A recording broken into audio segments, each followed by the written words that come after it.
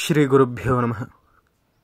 సదాశివసమారంభాం శంకరాచార్యమధ్యమాం అస్మదాచార్యపర్యంతాం వందే గురుపరంపరాం. పరమాచార్య స్వామివారు కర్ణాటక రాష్ట్రంలో బెల్గాం జిల్లాలోని ఉగార్కుర్దులో మకాం చేస్తున్నారు. జమినీ గణేశన్ భార్య శ్రీమతి అలమేలు మహాస్వామివారి దర్శనానికి వచ్చింది. అదే సమయంలో ఒక పేద బ్రాహ్మణుడు కుమార్తెను వెంటబెట్టుకొని మహాస్వామివారి వద్దకు వచ్చాడు. అతను మహాస్వామివారితో, పెరియవ, మా అమ్మాయి వివాహం నిశ్చయమయ్యింది, మీ ఆశీస్సులు కావాలి. అలాగే ఈ పేద బ్రాహ్మణుడికి మీ నుండి ధన సహాయం కావాలి, దయచేసి అనుగ్రహించండి పెరియవ అని వేడుకున్నాడు. వెంటనే మహాస్వామివారు అలమేలు వైపు తిరిగి, నువ్వు ఇవ్వగలిగింది నీ వద్ద ఏమైనా ఉన్నదా? ఉంటే ఈ బ్రాహ్మణుడికి ఇవ్వు అని ఆదేశించారు. తక్షణమే ఆవిడ తన చేతికి వేసుకున్న 2 బంగారు గాజులను తీసి అమితమైన సంతోషంతో సమర్పించింది.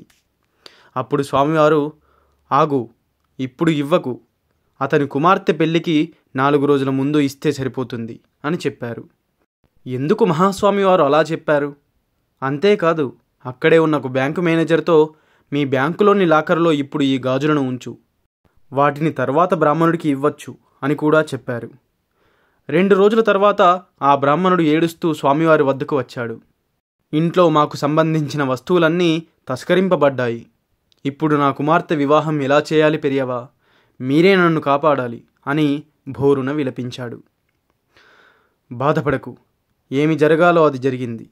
కానీ మీ అమ్మాయి పెళ్లి చక్కగా జరుగుతుంది, తను చల్లగా ఉంటుంది అని ఊరడించారు.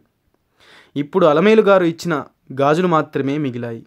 స్వామివారి అనుగ్రహంతో అవైనా నాకు మిగిలాయి అని అన్నాడు. పరమాచార్య స్వామివారు నవ్వుతూ, గొడ్డలితో పోవాల్సినది గోటితో పోయింది, బాధపడకు, ఆ గాజులను తీసుకొని వాటితో నీ కుమార్తె పెళ్లి జరిపించు అని అతన్ని ఆశీర్వదించి ప్రసాదం ఇచ్చి పంపించారు. అప్పట్లో ఆ గాజుల విలువ సుమారు 20,000 రూపాయలు. అప్పటికి అది చాలా పెద్ద మొత్తం. ఇది చదివిన తర్వాత మీకు కొన్ని సందేహాలు కలగవచ్చు. నిజంగా పరమాచార్య స్వామివారు తలుచుకుంటే ఆ దొంగతనం జరగకుండా ఆపొచ్చు కదా, కనీసం ఆ బ్రాహ్మణుని హెచ్చరించి ఉండవచ్చు కదా అని. ఎంతటి మహాత్ములైనా మన ప్రారంధంలో, అంటే గత జన్మలలో చేసుకున్న పాపపుణ్యముల వల్ల కలిగే కష్ట సుఖాలలో వారు కలుగజేసుకోరు.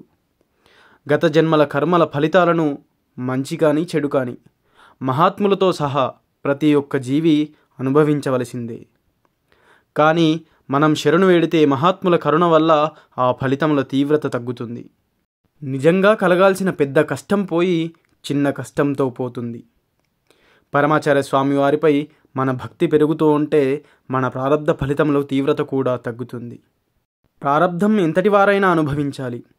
భగవాన్ రమణులకు సర్కోమ వ్యాధి వచ్చింది. రామకృష్ణ పరమహంసకు గొంతులో రాచపుండు వేసింది. పరమాచార్య స్వామివారికి కళ్ళ సమస్య, పేగుల సమస్య ఉండింది. కానీ వీటితో సంబంధం లేకుండా ఎప్పుడూ బ్రహ్మమునందు రమిస్తూ ఉంటారు.